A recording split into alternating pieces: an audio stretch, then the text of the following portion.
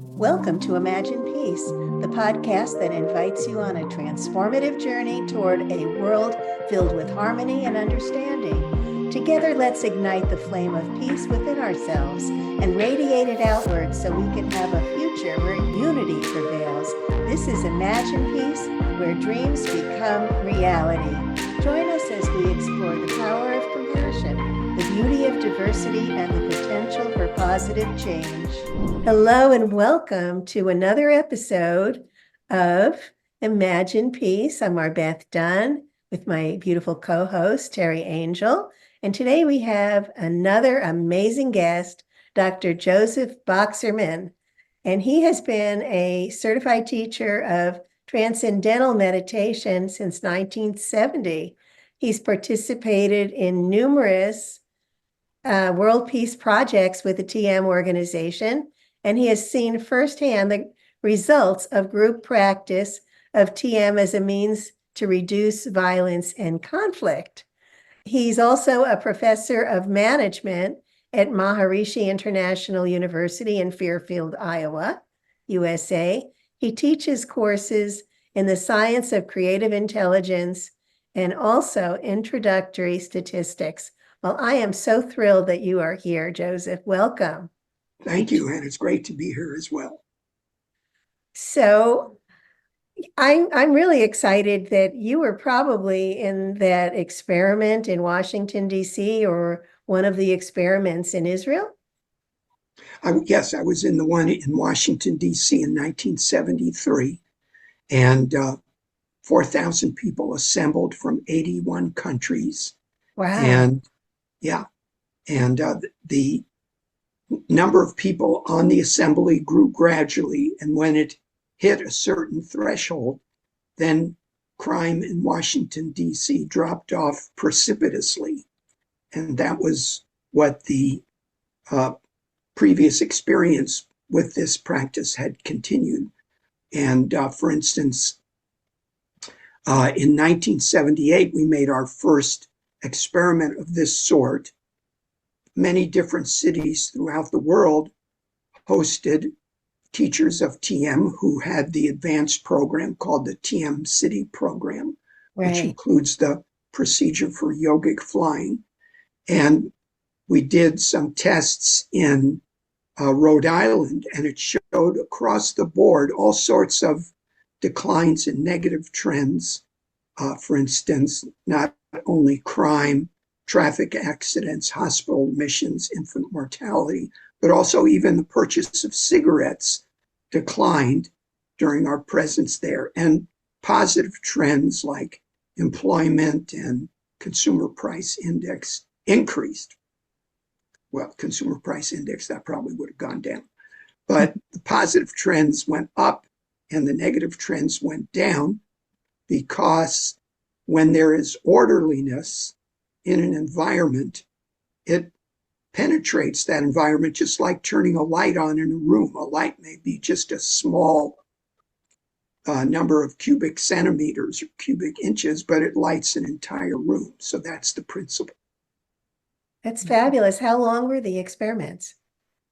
We were in Rhode Island for about 2.5 months in the summer of 1978.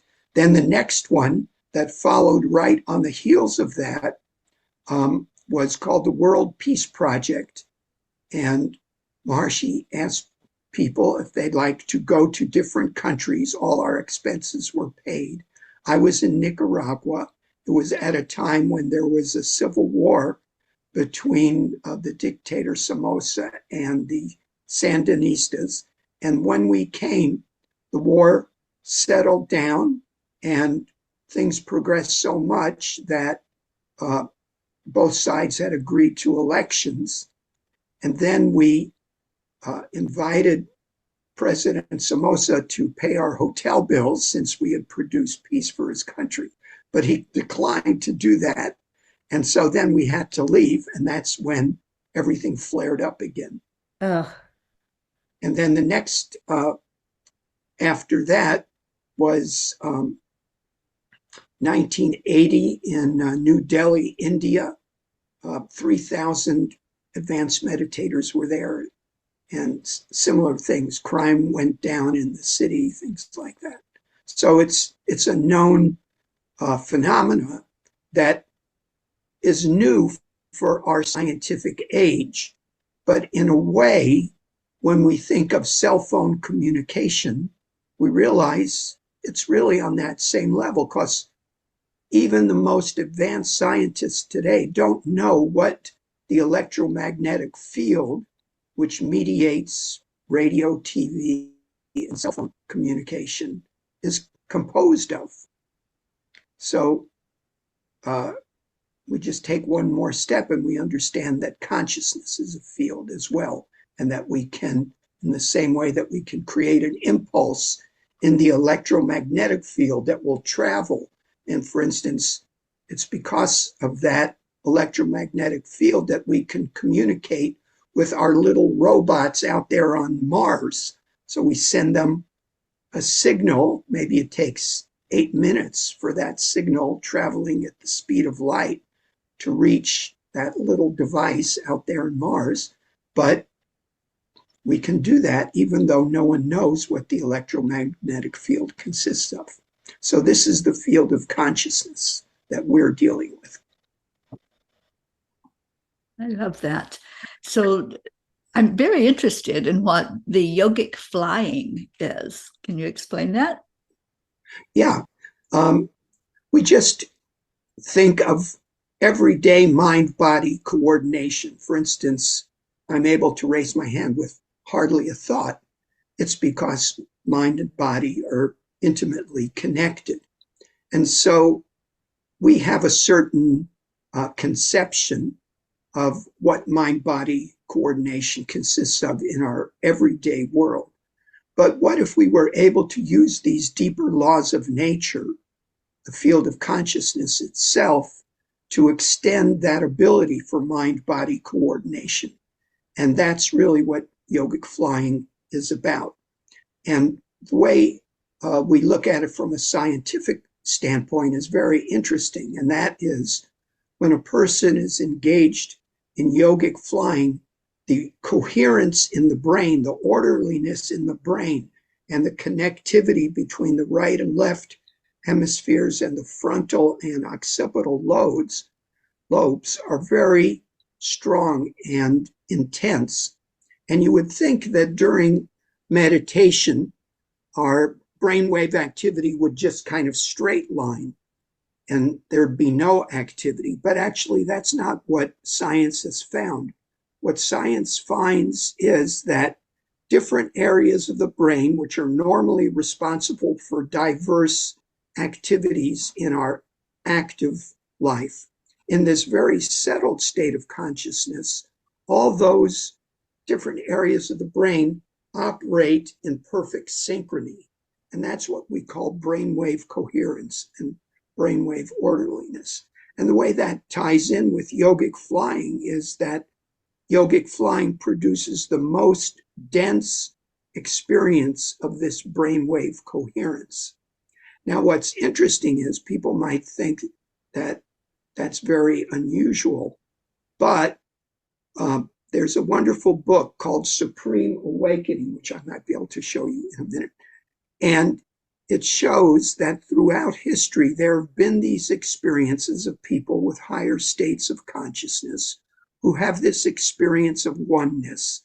For instance, the English poet William Wordsworth would have these experiences, and he couldn't produce them at will.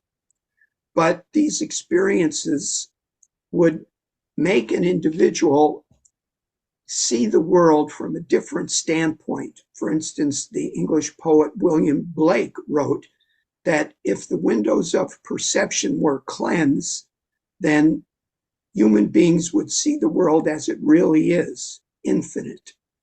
And so this deeper level of life exists, but we need to do something to have it part of our daily experience. And that's what Transcendental meditation does. It incorporates this inner dimension of life, which in the past only very rare individuals experience, maybe 1 in 100 million on Earth, very small percentage. But now every individual can move in that direction, where right from the very first day, this coherence is there, along with a very settled state of the physical body. So it's a real thing. And yogic flying does that to the maximum degree. So I should say we're not at the stage where we're hovering off the ground, although that is the ultimate goal. But when a person practices yogic flying, we have, for instance, when we do it in a group, we have mattresses, foam mattresses, and a person will all of a sudden start bouncing around. They're sitting quietly in meditation, but the body is responding to this impulse, and it just starts bouncing or hopping.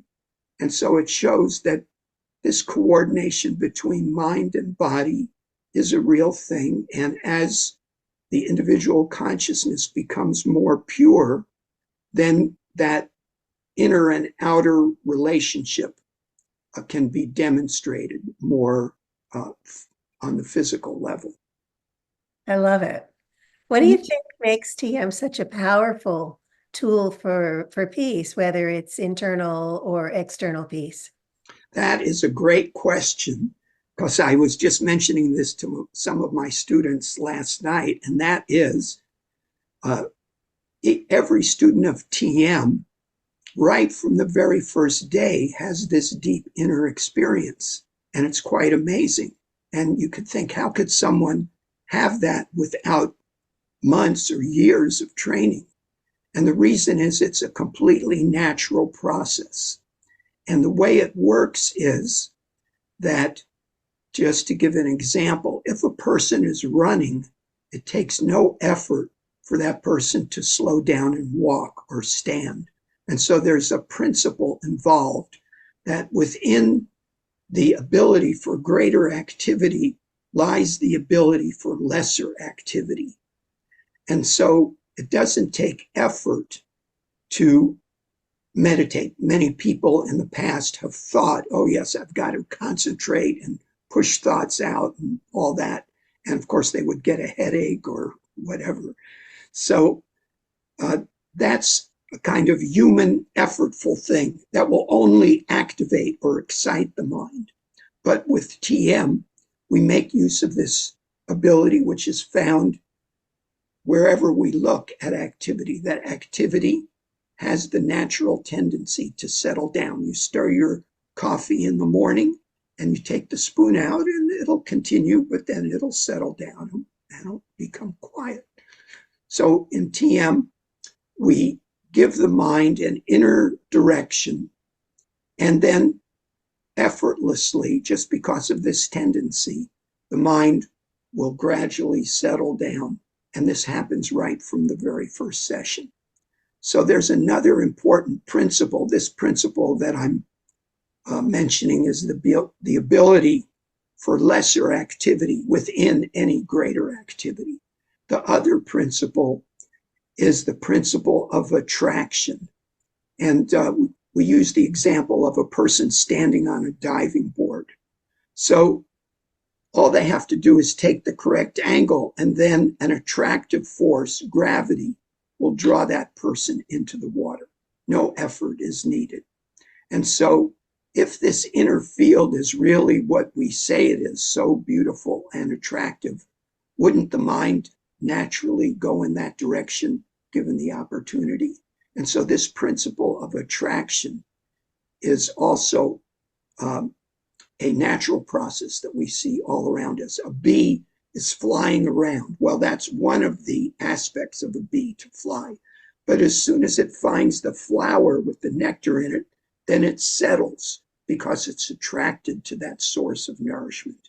And so this is also the tendency of the human mind. So the instruction process is just giving the mind this inner direction, which is done on a one-to-one basis. It's not taught in a mass situation. So one-on-one, and the person takes this inner dive, and right from the very first day, they're an expert meditator. So it really is wonderful. And then, of course, to enjoy practicing it twice a day, there's one other thing that's necessary. It can't be a chore to sit down and meditate. It has to be something delightful. And so people do it because it's like an oasis in the midst of all the turbulence of the modern world. Beautiful. So, Joseph, I'm sure you're familiar with our project and what we have going of the I think it's desire wonderful to reach 10 million plus people meditating across the planet. Do you believe that peace is possible and that this is a mode that will help to usher that in? Yes, absolutely. How can you have peace through violence? It doesn't make sense. Of course, at some point, everyone is exhausted and doesn't want to fight anymore. But what you've done through violence is just plant the seeds for further violence. So your project to have 10 million people just close their eyes, it works because any form of meditation, except, as I mentioned, processes that involve effort, control, or concentration, is going to allow the awareness to settle somewhat. And if you have that many people, 10 million people doing that, then there's no doubt that it has an influence in the world. So anyone who can, no one has to learn how to meditate in a TM way if they just want to do it on their own, sort of in a casual way. And that is just close your eyes, sit there, take it easy, don't mind what's going on.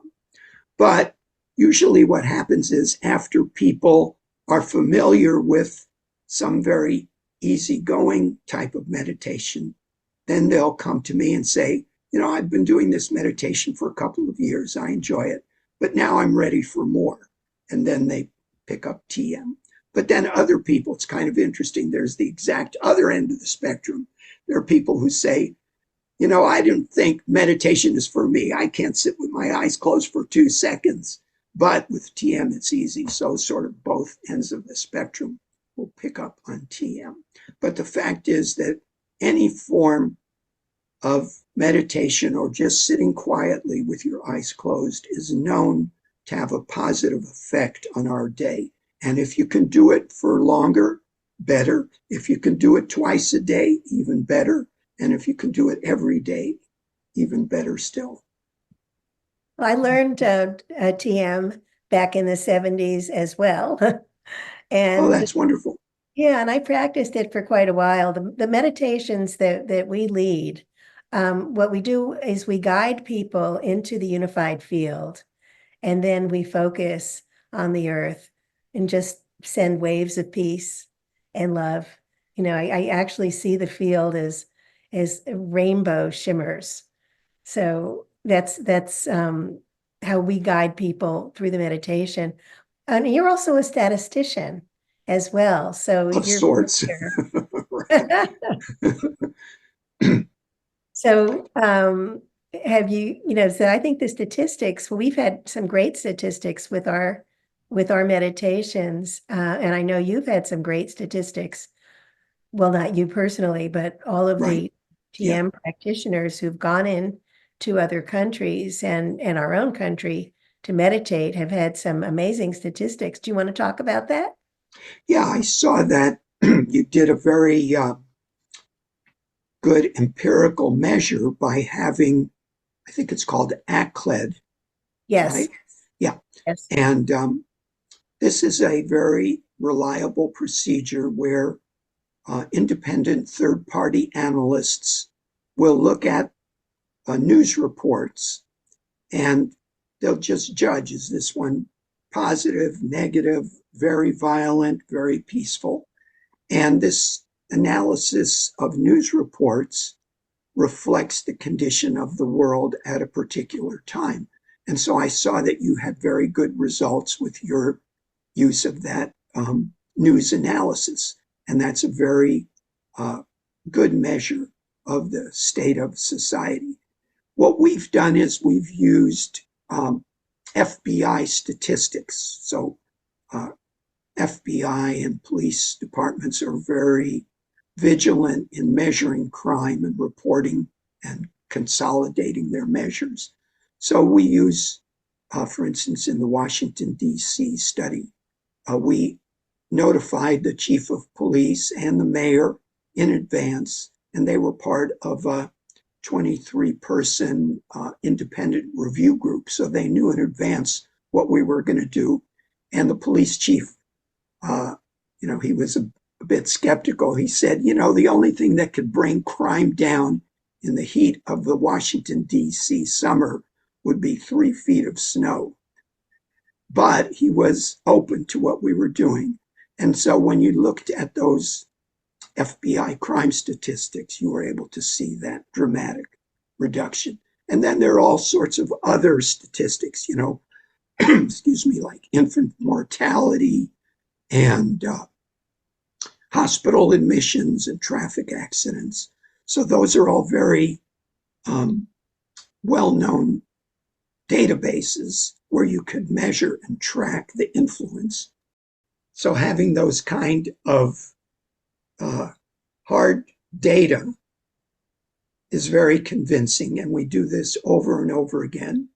And what we're really hoping is that a philanthropist will understand the value of this and will be able to support TM groups for every continent, then for every country, for every state, and then we'll have a peaceful world. And the idea is that, again, this idea of the light, just a very small fraction of the population needs to do this, and we'll produce a better world. And of course, what you're doing is sort of, you're on the other end. You want millions of people to do it, which also is going to, the more people doing it, just closing their eyes for a few minutes twice a day, it'll do it. There's no doubt about it. And, there are statistics to prove that. If you want, I could bring up a little chart and show you. Sure. Okay, great. Love to see that. Yeah. Yeah, it's really wonderful because in the past, meditation was thought of as a sort of fringe activity in society. But now the tempo of modern life is so intense. There's a sort of semi-joke. It's got a ring of truth to it as well. And that is, whatever the speed of life that you are experiencing today, it's the slowest that you're ever going to experience it. So this is what's called a meta-analysis. And what that means is that many different studies are aggregated to show the influence of different procedures for reducing anxiety. And you'll notice, of course, that TM is shown to be most effective, but anyone, here's placebo. What that means is a person is just told, this is going to help you reduce anxiety. It's a relaxation technique. And it works because of the power of the mind. Then other relaxation procedures, other kinds of meditation, PMR, progressive muscle relaxation, EMG, biofeedback, mantra meditation. And this is why I said that techniques involving concentration are not recommended. That seems to increase anxiety. But what this shows and what this gives hope for is, if you can find a way to just close your eyes and sit comfortably, you are going to benefit. There's no doubt about it. So what we understand from this is that what's been missing in our culture is the balancing influence of quietness or silence. So we've done very well with outer technology. But now people are beginning to understand the term burnout more and more consistently. And that's why meditation is becoming more and more popular and is understood increasingly to be a necessary part of life. No doubt about it. This is so amazing. And you're such a wealth of knowledge. And thank you for all that you've done in the means of peace. Is there any other thing that you would like to share with us before we end our interview today? Towards the end of this month in India, 10,000 people are going to be assembling who are practitioners of this advanced procedure of TM and yogic flying. And we're going to see what kind of influence that produces for the whole globe. And this is the 40th anniversary of when we had 8,000 of these advanced practitioners here in Iowa in the dead of winter. It was a freezing cold winter, but we had 8,000 people practicing these procedures together. You can imagine it was totally amazing and wonderful. A friend of mine was doing the food service for this, and he said everything was just so amazingly super fluid. Everything got arranged. Feeding 8,000 people in one place, that's a big job. And so both on the inner and the outer level, this assembly, which happened in the winter of 83 and then into 84, and it was called the Taste of Utopia, produced this influence, which we monitored using the same procedure you used, monitoring news analysis. And so we're going to do this same thing with 10,000 people because the population has grown. And the important thing about this World Peace Assembly that's taking place in Hyderabad, India, is that our intention is to maintain that level of participation so that the world doesn't lapse back into violence. So that is really the key. It's not just to do these kind of spot demonstrations. What we'd like to do is have this as a continuing thing. And so the government of India is actually going to be monitoring this, and we're hoping that the many organizations who have enlisted to participate in this, all of their students have learned TM and the advanced procedure of yogic flying in preparation for this.